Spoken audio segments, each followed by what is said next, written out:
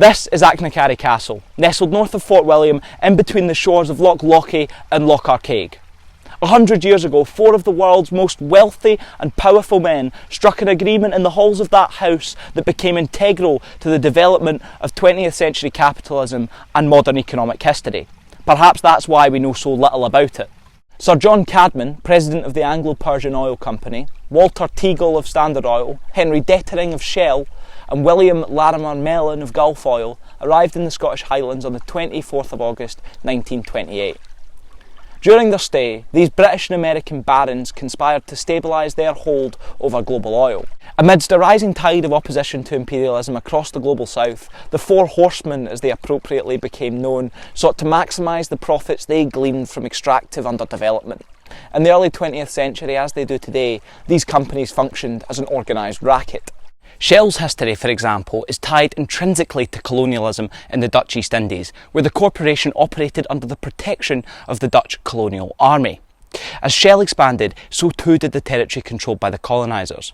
Workers were dehumanised and treated with such contempt that many were forced to work under a system of debt bondage. In fact, Shell were so influential that it was said at the turn of the 20th century that Dutch imperialism came with the scent of oil.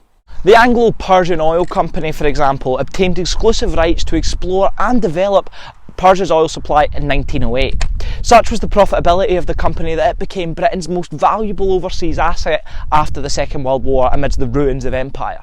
The Iranians, however, only ever received 16% of the company's profits, a paltry sum of the tens of millions generated in profit. In fact, the Anglo-Iranian Oil Company paid more tax to the British Treasury than it ever did to the Iranians for use of their own oil.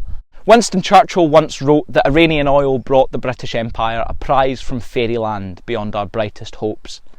In 1953, when the Iranian government objected to what was effectively British robbery of their natural resource and nationalised the oil industry, Winston Churchill's government recruited the CIA to covertly organise a coup, overthrow Iran's democratically elected Prime Minister and take back their prize.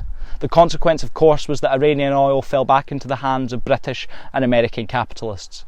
Similar stories could be told about all the men who gathered in these hills in the August of 1928. Having made their fortunes, Big Oil struck an agreement that would keep things as they were, promising not to threaten one another's interests. Secret cooperation served them well in the long run, effectively allowing them to de-link the price of oil from the price of production. As we know, their power and influence has endured.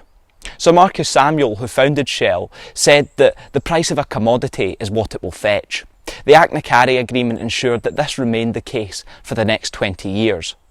These 4 big oil companies, who were rivals on the international stage, convened a secret Scottish meeting as a means of guaranteeing their dominance by maintaining steady prices, resisting external competition and avoiding overproduction. The Achnacarry Agreement froze market shares and production levels all around the globe while fixing the balance of power between the 4 oil companies. If one of them wanted to buy out a competitor, they'd have to run it by the others first. Henri Deterding, who represented Shell in Achnacarry, used to quote the old Dutch proverb that the union is strength. In the Scottish Highlands, in between their periodic bouts of pheasant hunting, the bosses formed their own union of sorts to fortify their position on top of the world and in so doing wreak decades of misery on the masses who suffered the consequences of their plunder. As Eduardo Galeano wrote in the open veins of Latin America, in a castle wreathed in Scottish mist, this cartel divided up the planet.